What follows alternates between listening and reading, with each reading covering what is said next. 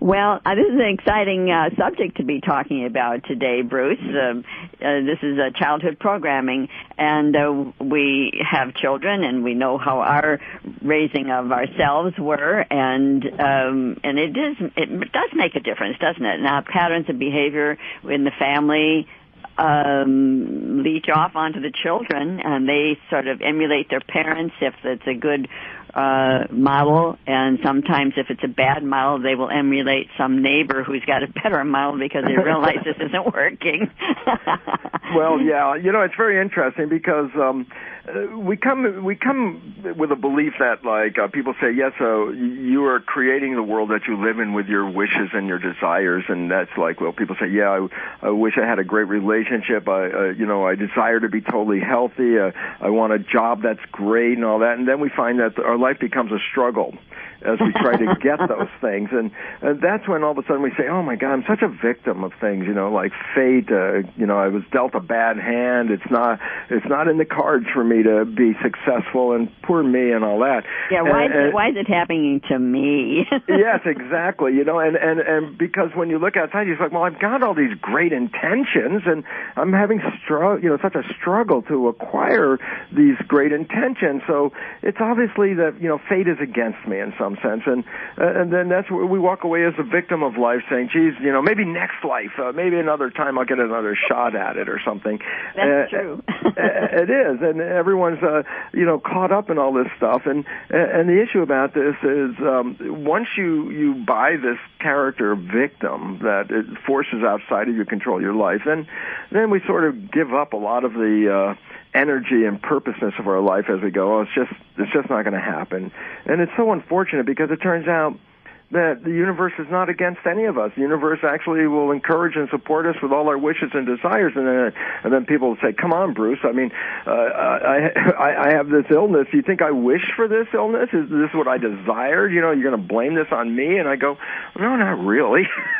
But I will say that we are creators, and there's this mind-body interaction, and it's real, and there's a biochemical mechanism to explain it, so it's not magic out of the box kind of stuff, and it's our belief systems that shape our lives. And then people say, well, my life doesn't match my belief system because look at me, I had this belief system of all these wonderful things I wanted to get in my life, and look at where I'm at. So come on, your whole story about belief system is so phony. And it's like, oh, okay, time for correction factor. It's time to look at it and say, well, how come my life is not a printout of my wishes and desires if I'm so in charge, like people say? And then I have to say, good question. Since I made it up myself, I thought it was a good question anyway. The point about it is that how can I explain my current life based on the fact that I have these great wishes and desires and I'm struggling? Okay, so here we go. And it's a really important understanding because it's the story of the day. It's the story of our evolution at this moment. It's a story that is necessary for us to understand, to re-empower ourselves so that we don't walk out in an internal vision of the victim of life. All of a sudden it's like, okay, lessons in life, I guess, part one. Okay.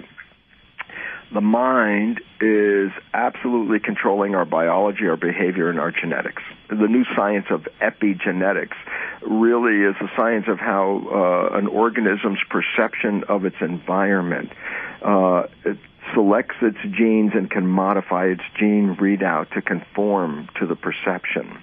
If an organism perceives the world as threatening, then the biology will create a complementary posture, structure, behavior of a world that is being threatened. If you believe that the world is truly supportive and loving and, all those beneficial things that we think about, if you really believe that, then you release into your body the chemistry that will manifest a physical experience of that. So the function of the brain is really to take our belief systems and manifest a biology based on that belief system. And then you say, yeah, but come on, that goes back to the story. I didn't wish myself to get sick. I had no belief that this is what I want. And I go, oh, okay, we go back to the mind again, and that's where we have to talk about, as you well know, Elaine, because we've done this, talked about this before, is that there's two parts to the mind. There's the conscious and the subconscious mind. And if we make an understanding of how they operate, then we can have an understanding of how come our life is manifesting the way it is, especially if our belief systems are supposed to control our life, and how come my life doesn't look like my belief system. Then we recognize the two parts of the mind, conscious and subconscious. And we distinguish them as follows. The conscious is a small part of the brain that evolved most recently. It's just behind your forehead. It's called the no, don't look for it, and you can't see it. It's behind your eyes up there. It's a prefrontal cortex, and it's the part of your mind that is related to what we call consciousness. It's a part of your mind that has your personal identity, your source, or some people say spirit, is infused in this part of the mind. This is an interesting new evolution of the mind. This is the mind that's called the creative mind. And it's different than the previous minds, which were more reactive minds. The creative mind works in a very important process, and that is the conscious mind is not time-bound, meaning with the conscious mind, we can think into the future. I say, so Elaine, what do you think about, what's happening next Saturday? And then you can visualize next Saturday with that conscious mind. And I say, oh, remember last year in June when we did this? And then your mind could go back to June. Or if I say, listen, solve this problem, and then all of a sudden your conscious mind goes up in your head somewhere and is in a room solving a problem. So your conscious mind can flit about. And it's your conscious mind. It's creative for a simple reason. If I ask you what you're going to do next Monday, since obviously Monday's not here yet, then whatever answer you give me has to be a creative answer because it's not even here. So, the conscious mind is creative. Okay, and I go, so what about the other mind? I go, here's the other mind. It's the original brain structure that was here before consciousness evolved. It's called, in our current state, the subconscious mind. It's 1,000,000 times more powerful than the little puny little conscious mind at the front edge of your brain, because it's the rest of your brain. It's the subconscious mind. And I go, well, what about the subconscious mind? I go, the subconscious mind is time-bound. It only lives in the present moment. The subconscious mind doesn't see a future or a past. It just operates at whatever is happening at the moment. I mean, so when you go to lower organisms that don't have the conscious mind, they live at the moment. They're you don't see the lizard thinking, on Wednesday I'm going to go do this. It's like, I'm living right now. That's all I have is right now. So the subconscious mind is always in the present moment. And the relevance about that is, if you learn something 50 years ago in your subconscious mind, if you ask your subconscious mind, when is that program operating, or when did you get it? It's like right now. It's operating right now. It doesn't know that it was 50 years old. It's the current program. That's all it knows. So the subconscious mind is always in the present moment. And the subconscious mind is not creative. It has a little creativity to it, but it's primarily habitual, meaning that's the mind that has all our habits. And you say, what are your habits? Well, I say, walking is a habit. Meaning that if you had to use your conscious mind to walk like you did, you were trying to do when you were very young, is trying to integrate when you were trying to stand up, which muscles to contract as you started to teeter-totter and try to stay stable. You were learning how to adjust the muscles to stand up and to walk. So in the beginning part, it was a learning process. You didn't know how to walk, and you had to learn it. But now, once you learned it, you didn't have to go back every day and learn it again.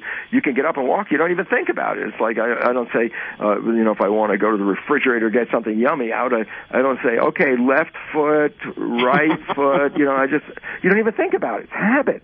And it goes to the extent of something like walking to even driving a car.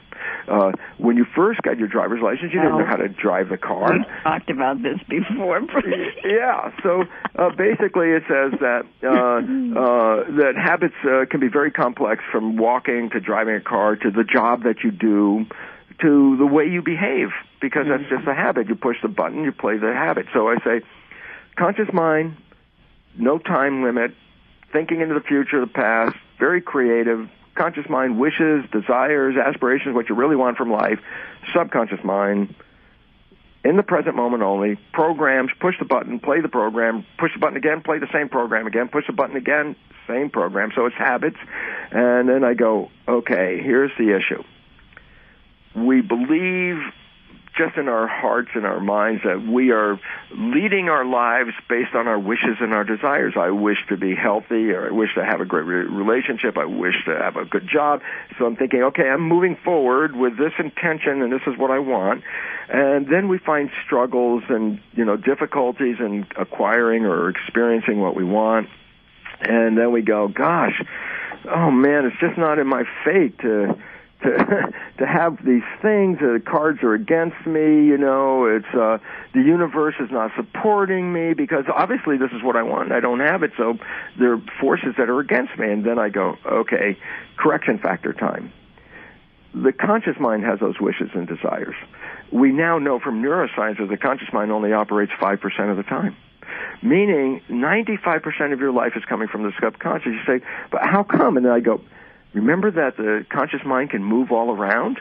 Well, the moment the conscious mind is not paying attention to the exact where you are at the minute and your conscious mind is thinking about something, by definition, it's not paying attention.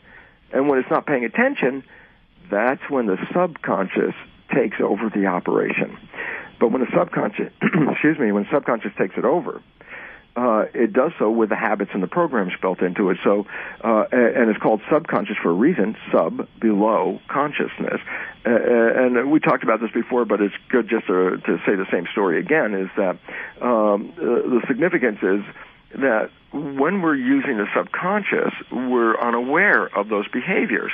And so the story that I tell in my lectures is that you have a very close friend in your history. You're aware of your friend's behavior. You know your friend and your friend's behavior, and you happen to know your friend's parent. And you recognize that your friend shares some of those behaviors of their parent. And that's when you casually volunteer something like, hey, Bill, you're just like your dad. And then back away from Bill, because Bill's the first guy to go ballistic that, how can you compare me to my dad? And it's interesting because that's when the audience laughs. And the fun about them laughing is, yes, because they all experience this. And then I say, okay, now you understand the story. Now the two profound points to the story, and that is, that profound point number one, Bill behaves like his dad, and everyone else can see he's doing that. The only one who doesn't see it is Bill. Hence, subconscious behavior. So he doesn't even see he's playing those behaviors. Well, the relevance, if those behaviors are good behaviors, then it doesn't make a difference if he sees them or not, because the net result of the response to those behaviors is something beneficial. But what if those behaviors that you downloaded weren't that good or supportive? Well, then it means when you're not seeing it, you are actually playing habit programs that are undermining your intentions and your desires. So it turns out 95% of our life is actually programmed by this, because the conscious mind is flitting around. And then it says, well, then your life is not really a printout of your conscious mind's wishes and desires. Your life is a printout of your subconscious programs. And that's because 95% of your life is coming from them.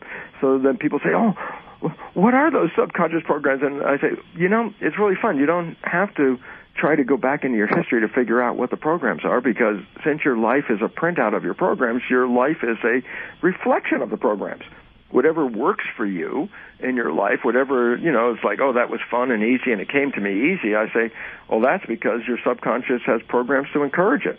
And then in contrast, if I tell you, well, those things that you're struggling for, health, happiness, job opportunities, whatever, you're struggling to get there, well, that's because you have programs in your subconscious mind that do not support it.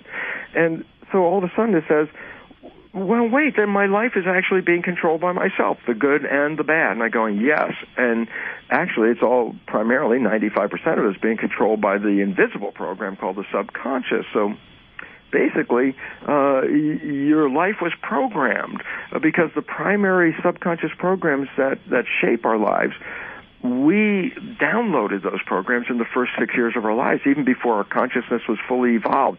So that the basic programs that we run our life by were introduced into our brain even before we were aware we were being programmed, and we didn't even see it. So, and then when we play them, we don't see it either. So it's like, that invisible thing that prevented me from getting where I wanted to go wasn't from the outside, it was from the inside.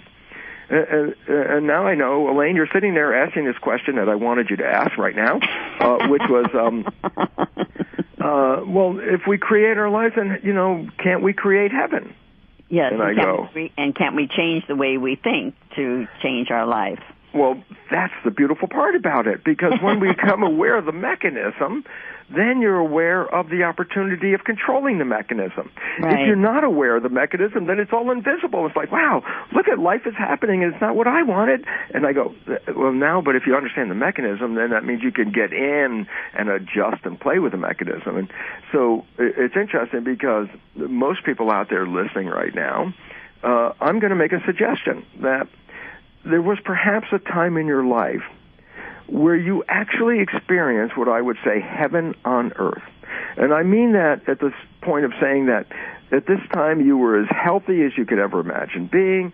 You were filled with energy beyond anything you could imagine having. That life was so beautiful, that every day was so fabulous, and you look forward to the next day. And I go, well, that's like heaven on earth. I would think that would be a good example of it. And then ask me the question, when was that? Go ahead, Elaine. Ask me a question. I'll answer a question.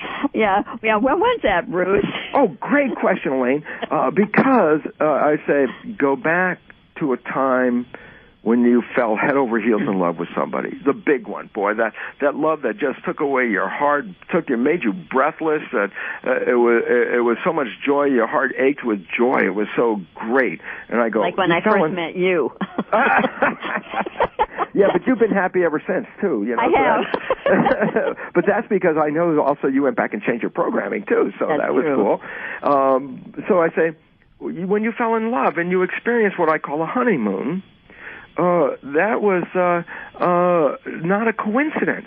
It wasn't an accident that, gee, at that particular moment you were the healthiest and happiest and most energetic, and life was so beautiful. I say, the honeymoon, reflect on that for a moment. Go back, and I know there was that point where you were so in love.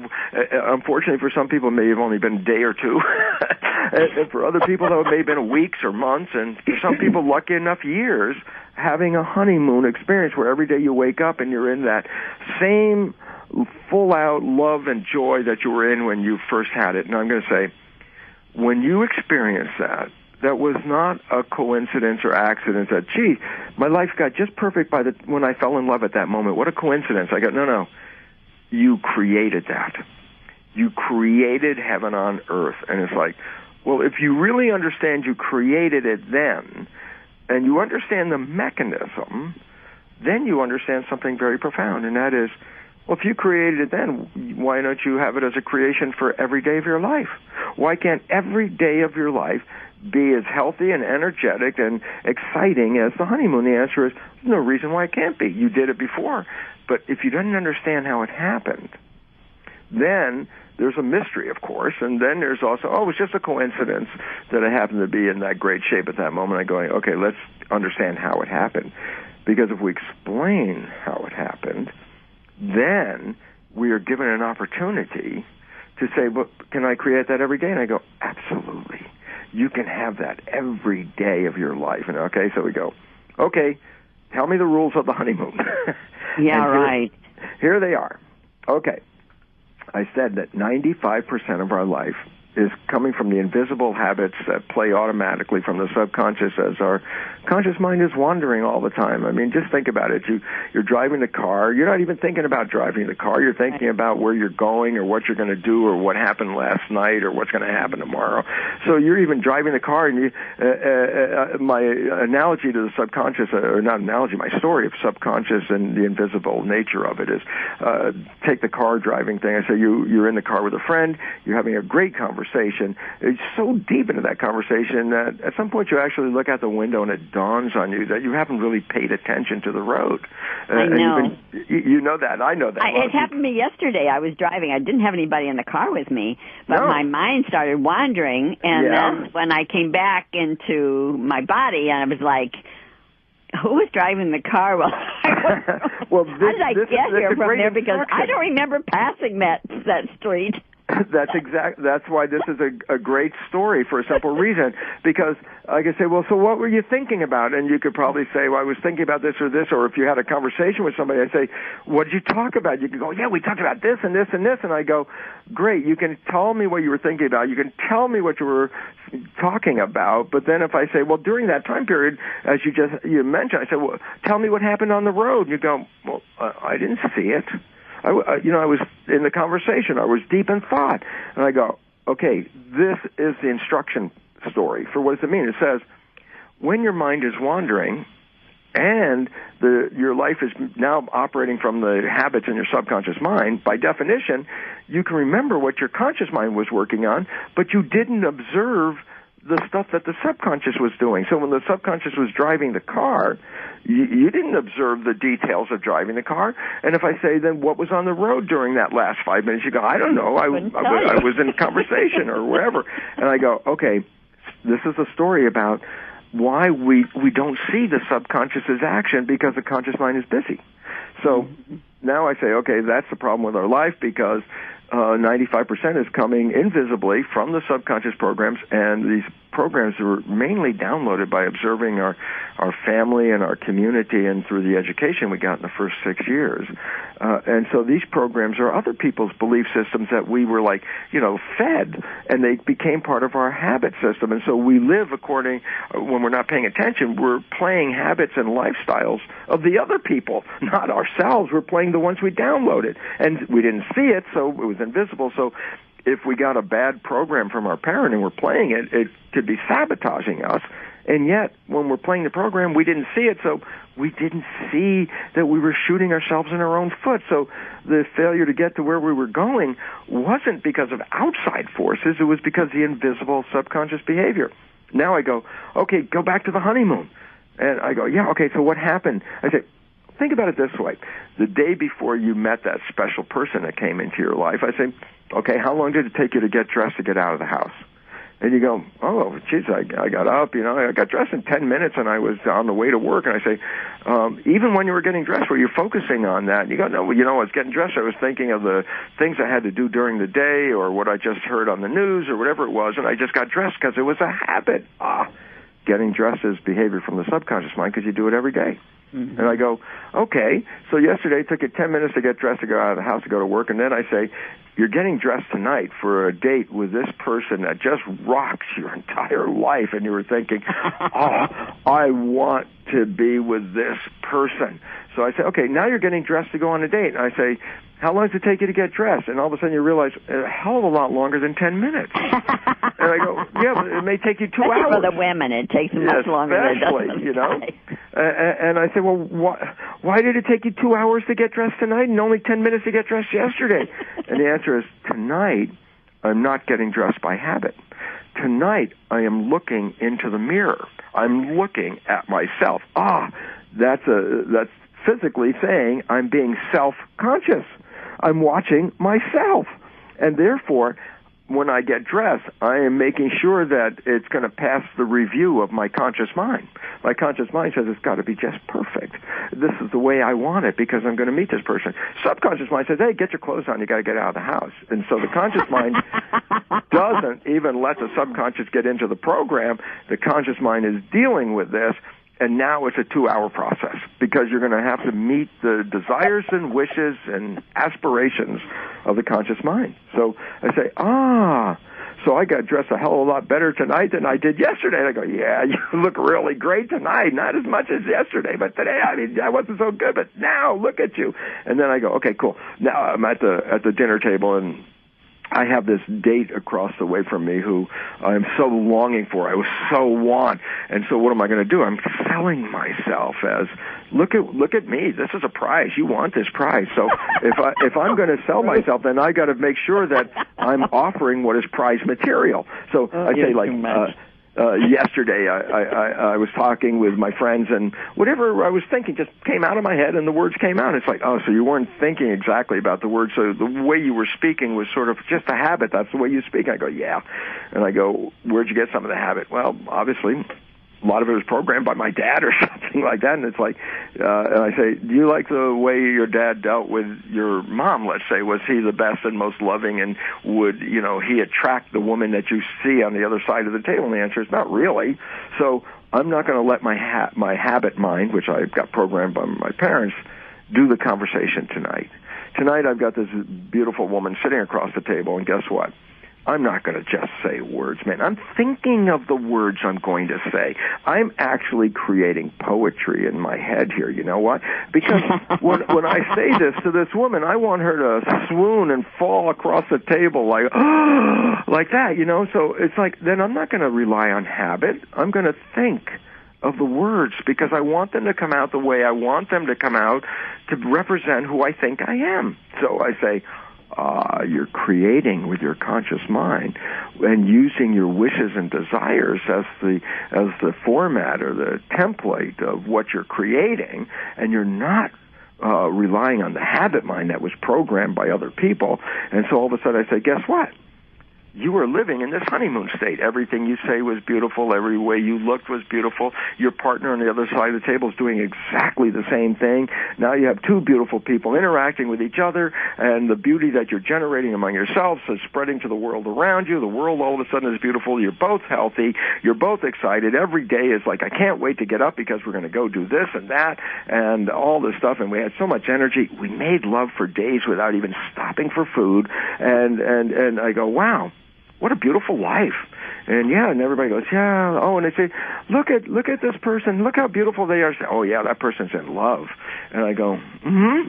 I say, what's the point? And the point is, they have the same body and the same mind they had yesterday up to this moment, which life was like this miserable thing. And now today they're glowing and they're healthy and they're vibrant and life is beautiful. And to them, they're living in heaven. I go, what a coincidence. I go, no coincidence. This was a manifestation.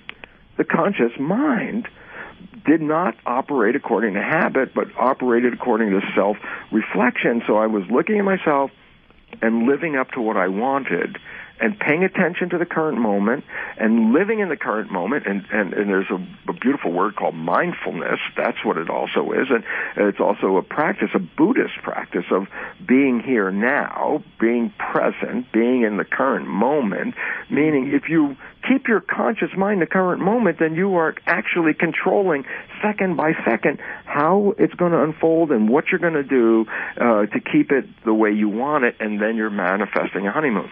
Then you go, yeah, but that honeymoon period ended, and it generally abruptly. It's like, yes. It's like now you're back to reality, right? Yeah, and it's like, well, what the heck happened? Why did the honeymoon end?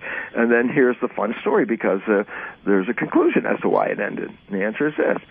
Remember, your conscious mind can move all over the place. When it's present, when it's being in the current moment, it's in total control. So whatever its wishes and desires are, it's operating from that. But then I go, okay, so now we've been on the honeymoon a bit, and there I am pondering a thought now, because life is beginning to edge in, and, you know, we have life. We have to go to work. We have to pay the bills. We have to fix the car. We got to do these things. So my conscious mind is now like working an itinerary in my head of these things I got to do. And this beautiful woman who is my partner comes up to me, and we've had this great communication, and I've been such a gentleman, and so I behaved so nicely, and I was the prize that she was looking for, that I was making myself into, and then all of a sudden she comes up and asks me a question, and where's my mind? Oh, it's thinking about paying the rent and doing the job and what I got to do. Right. And she asked me a simple question, and I turn around and I bellow out some kind of something or other, and she looks at me in total shock like, what the hell kind of behavior is that? Who are you? Right. And the fact is, well, let's be truthful and let's analyze this. Now, perspective analysis goes like this. Well, my conscious mind was busy thinking about something. She asked me a question. So who made the response? My habit mind. Yeah, right. But who programmed the habit? My dad. Well, let's leave it there right now, Bruce, because we need to take a quick break. And so, Bruce, okay, so we've got this situation where our mind is wandering off and we're making all the decisions, and we're still living in the honeymoon up to this moment. Right, yep, and that honeymoon, well, yeah, and if it's not a good honeymoon, then we're off to a bad start, right? That was a bad start. That wasn't the real honeymoon then. The real honeymoon was the one where for that least that period of time, and as I said, it's unfortunate because I said some honeymoons are very short, and some of them have great opportunities to last longer, but when does it end? And I said, well, why was it there? And the first thing, it was there because I was using my conscious creative mind to shape my life and not relying on the habits. And then I said, well, okay, so we've had this period of time, but then life starts to come back in. My conscious mind starts to wander. By definition, that's like being in the car and talking to somebody, or as you said, there was nobody else in there. It just was wandering and thinking about things. And that meant at that moment when you were driving the car, you were doing it with a subconscious behavior. And I go, yes, at that moment, if you're thinking about something like fixing your own car or going to the job or doing something, and your partner comes up and asks you a question, and then I say, when you make a response, are you making it with your conscious mind or your subconscious mind? The answer is, of course, you're making it with a subconscious mind, because that's the one that's being in the present moment, while the conscious mind is off on a time travel thinking about something. And then I say, well, then when you use your subconscious mind to make a response to your partner, is that your behavior? And I go, no, the subconscious was programmed by observing your parents primarily. So, in fact, when you're not paying attention, all of a sudden your behavior turns into perhaps, let's say, your father or your mother's behavior. And I go, well, that behavior wasn't in the relationship up to this moment, because when you were being present, you never used that program behavior. Now, all of a sudden, your partner comes up, asks you a question, you turn around, and your behavior is totally different. And the answer is, yeah, it's totally different because it's not yours. It was programmed by your parents. So there's this big shock on your partner's face, looking at you like, what kind of behavior is that? Because they've never seen it up to this moment. That was because the honeymoon, you weren't using that. And then here comes where the problem steps in. Because you just accuse this person, your partner, of not being themselves. You say, what kind of behavior is that? Like they're not who they are. And they turn around. Now, remember this.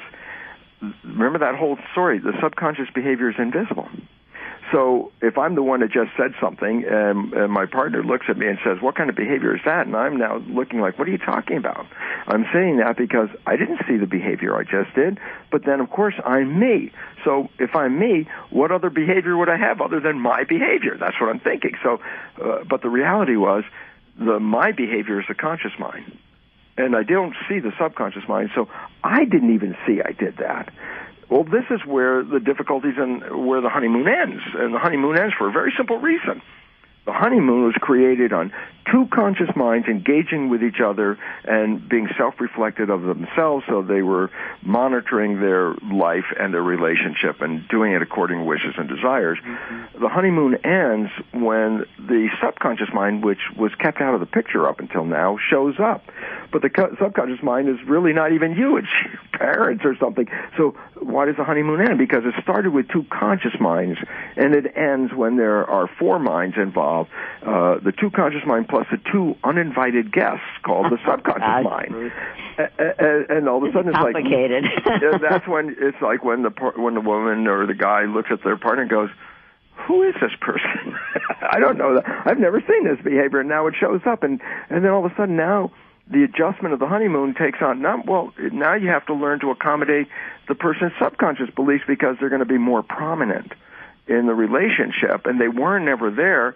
So what started out as a honeymoon now is compromised because the uninvited guests obviously bring in behaviors that were not intended by either of the partners in the relationship. Right. So, well, Bruce, we have lots of memories from our childhood that manifest oftentimes, come back and surprise us as adults, and this is kind of what you're talking about. But, some families were not happy. Some had a lot of violence going on, or they were getting spankings all the time, or they were being restricted. Or illnesses, Elaine. Let me just bring this in because I want people to just think about this point. It's been recognized that when children are adopted into families that have cancer running in them, that the adopted child can get the same cancer with the same propensity as any of the natural siblings. Very important point. What does it mean? The cancer wasn't genetic. It was a behavioral, unconscious programming that precipitates it, so that a child with totally different genetics comes in the family, learns the behavior, and ends up with the cancer. And so it's not just the abusive things that come out vocally, but it's behavioral programs that are not supportive are also learned, and these behavioral programs disrupt the physiology and cause the illnesses. So that is handed down just as much as a behavioral program of how someone talks to somebody else, for example. So it's really important for us to hang out with people who are uplifting and honor you as a beautiful person, and yet you are filled with those kinds of thoughts, and then that kind of reinforces it. I presume we have the ability, obviously, to change all of that behavior. Absolutely. And your point about hanging out with people, well, it works, and this is a very critical point. It works when both you and the people you hang out with are aware of the unconscious programmings that show their ugly head every now and then. Uh-huh. Because if both partners are aware that this is programming and not you, that's actually saying it, you, the conscious mind that brought them together in the first place. If both partners in a relationship are aware that, oh, that invisible behavior that you just played that you didn't see, all of a sudden, that changes it, because if I'm not aware of this, that's why I said the honeymoon ends, because the arguments start right away. It's like, well, you said this, or you know, it's like, what do you mean I did that? And then it's like, well, then it's all over. Battle takes place. Mm-hmm. But if both people are aware of this, then guess what? Rather than precipitating an argument, it precipitates an opportunity to change the programming when it's done with you know, a compassionate consciousness that says, oh, I know you didn't really mean to say that. That's not who you really are. That's, you know, a trait passed down by your parents. Then we have a discussion about it rather than an argument. And then with a discussion, that can lead to changing the program, but an argument actually leads to keeping everything exactly in place as it was. Okay, so Bruce, now for people who are living alone, say, for instance, or their partner is traveling a great deal and they're not together all the time, but can't we use the mirror as our talking face?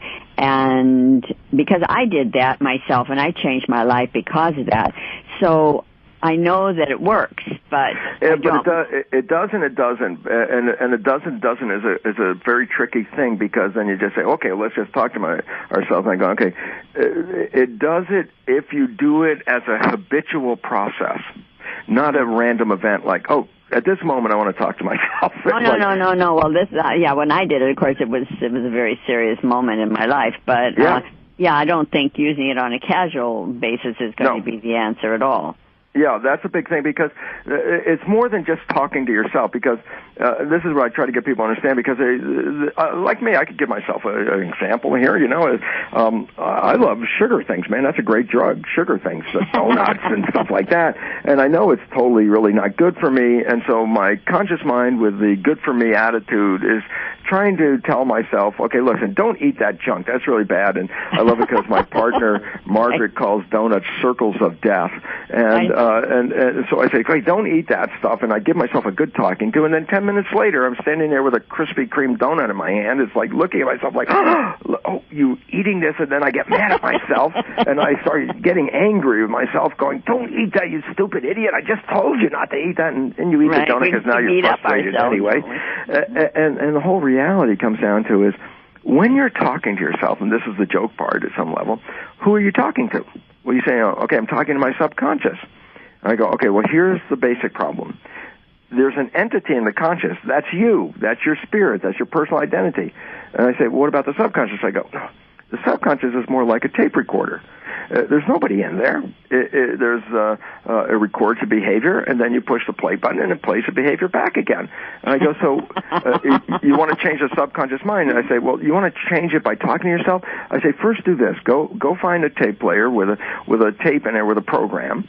Push the play button, and as the program is playing, I want you to talk to the tape player and suggest that it change the program. Yeah, well, right. That's a good example. I like that. And the reality is, well, you're going to get blue in the face, and it's still not going to change. I go, okay, this is first number one. Your subconscious doesn't have anybody in it. It learns by habit. It learns by emotion and behavior. So when I bring the emotion factor in, it goes like this. Things that have little emotionality to them take more repetition to learn. Things that are highly charged emotionally, you learn faster. So emotion is like a speed control on learning. You put a lot of emotion into something, you can learn it a lot faster. Right, it reinforces it, doesn't it? Yeah, it certainly does. So if you want to change a program, talking to yourself is not generally the best way of doing it, only because that's like talking to the tape player. You really want to interact with your subconscious in the way the subconscious learns. And there's two primary ways it learns.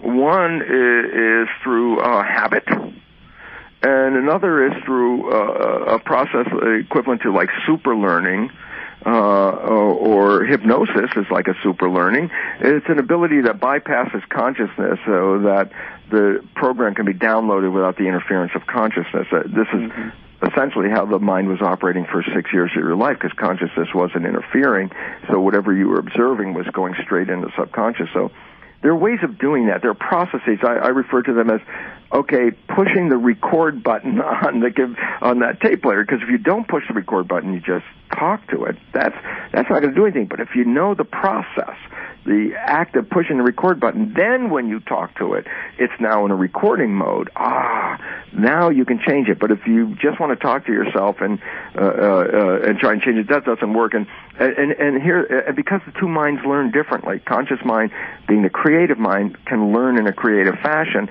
The subconscious mind, being a habit mind, can learn by repetition of a pattern or by getting to a state of the mind where it's in a record mode, like hypnosis, and those two ways you can get to it. And so, and this is very frustrating if you don't know that, for here's a simple reason.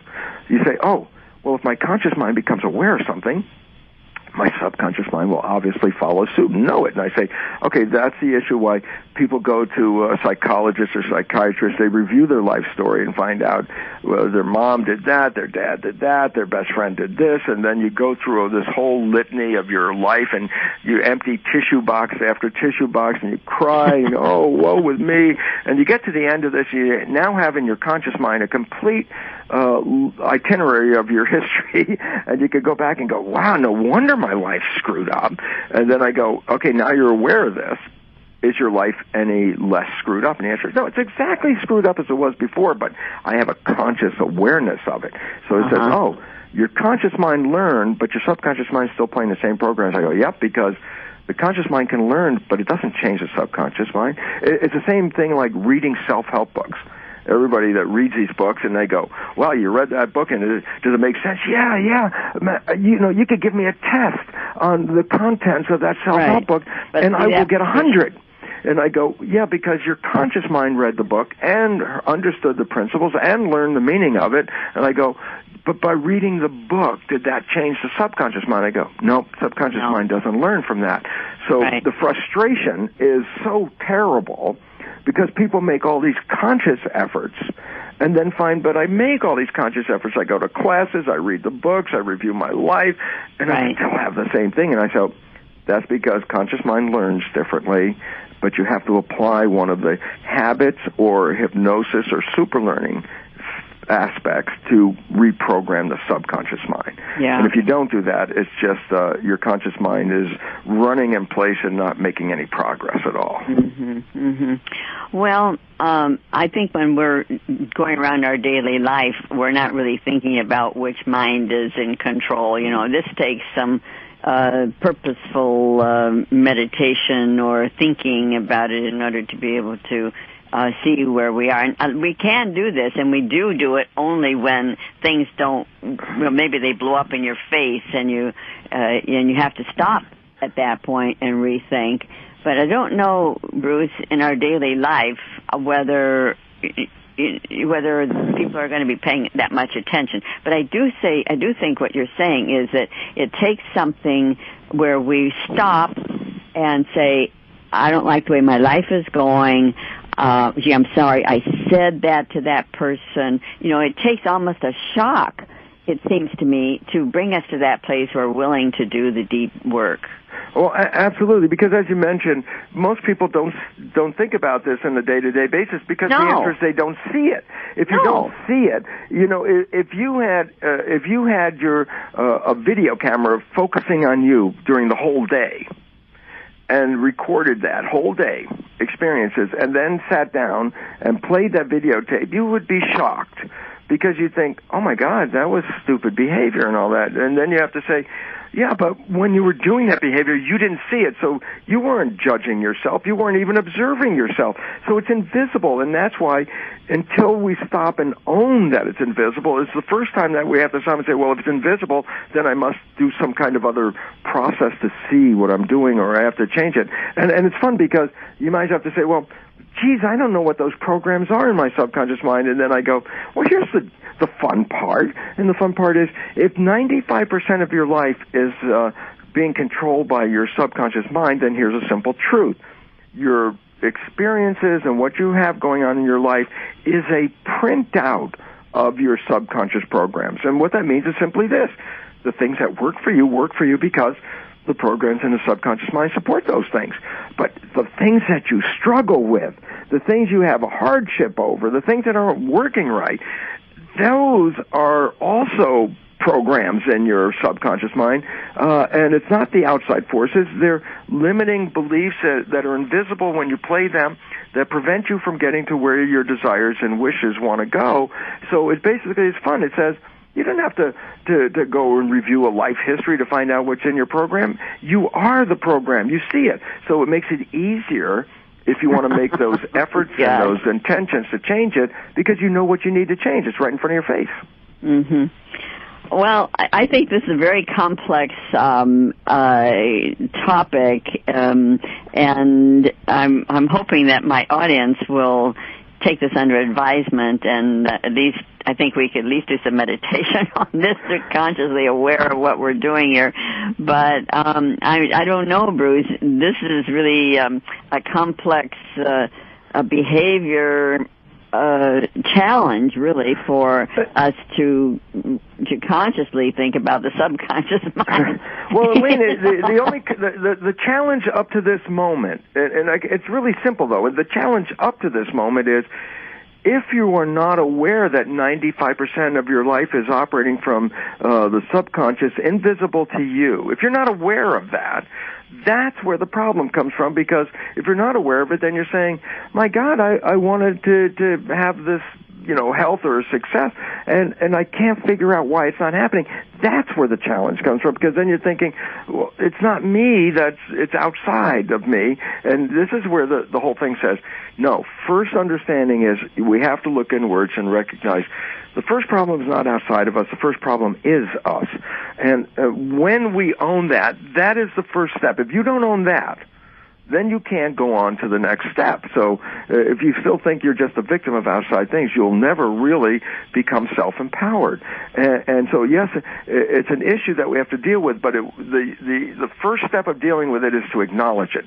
If you don't acknowledge that and you still think that your problems and failures and struggles are related to outside forces, then you are acknowledging I am a victim, because you're saying that. It's like, I didn't do it, other people did this.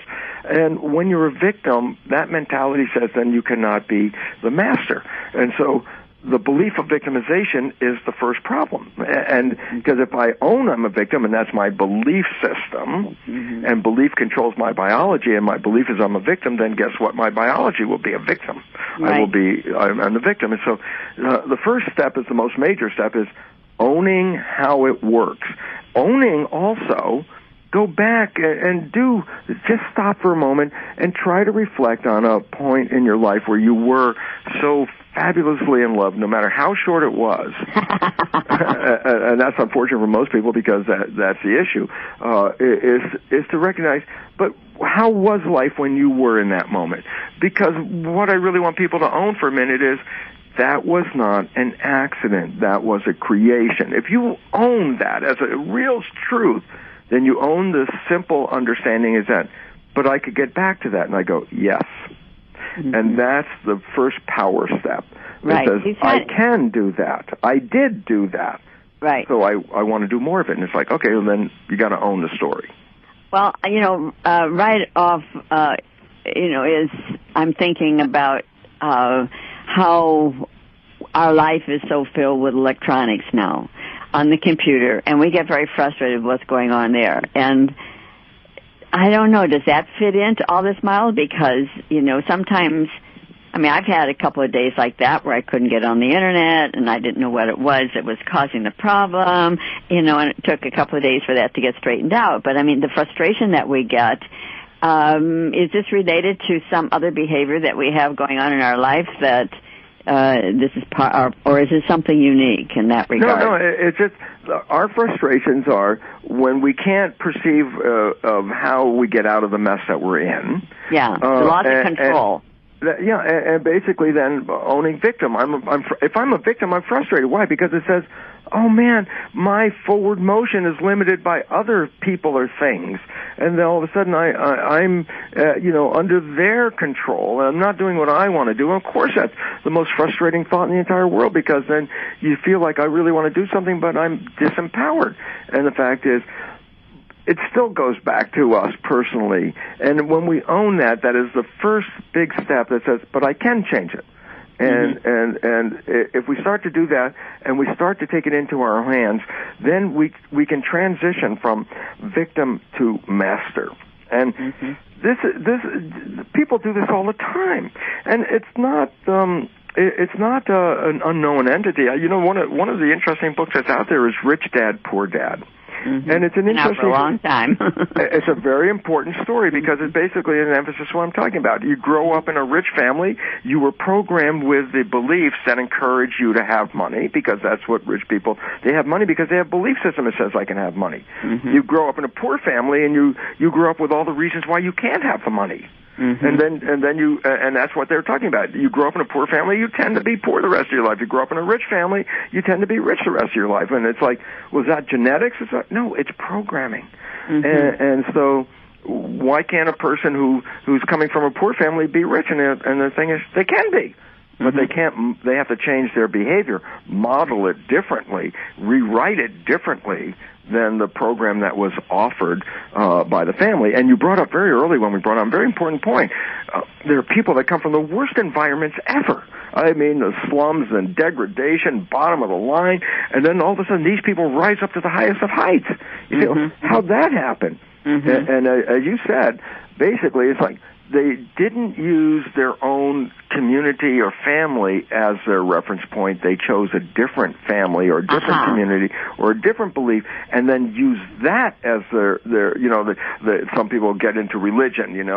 I got into Jesus, and all of a sudden, well, yeah, Jesus gave a hell of a lot better story than my family gave me, and so if you bought into that belief, then you would have a better program than the dysfunctional one that was running in your own family.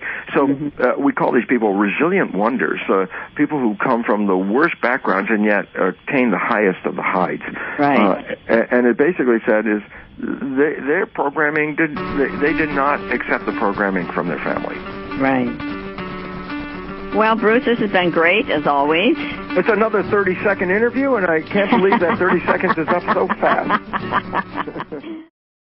That is necessary for us to understand, to re-empower ourselves so that we don't walk out in an internal vision of the victim of life. All of a sudden it's like, okay, lessons in life, I guess, part 1. Okay. The mind is absolutely controlling our biology, our behavior, and our genetics. The new science of epigenetics really is the science of how an organism's perception of its environment it selects its genes and can modify its gene readout to conform to the perception. If an organism perceives the world as threatening, then the biology will create a complementary posture, structure, behavior of a world that is being threatened. If you believe that the world is truly supportive and loving and, all those beneficial things that we think about, if you really believe that, then you release into your body the chemistry that will manifest a physical experience of that. So the function of the brain is really to take our belief systems and manifest a biology. Well, this is an exciting subject to be talking about today, Bruce. This is childhood programming, and we have children, and we know how our raising of ourselves were, and it does make a difference, doesn't it? Now, patterns of behavior in the family leech off onto the children, and they sort of emulate their parents if it's a good model, and sometimes if it's a bad model, they will emulate some neighbor who's got a better model because they realize this isn't working. Well, yeah, it's very interesting because we come with a belief that, like, people say, yes, so you are creating the world that you live in with your wishes and your desires, and that's like, well, people say, yeah, I wish I had a great relationship. I desire to be totally healthy. I want a job that's great and all that, and then we find that our life becomes a struggle as we try to get those things, and that's when all of a sudden we say, oh my God, I'm such a victim of things, like fate. I was dealt a bad hand. It's not in the cards for based on that belief system.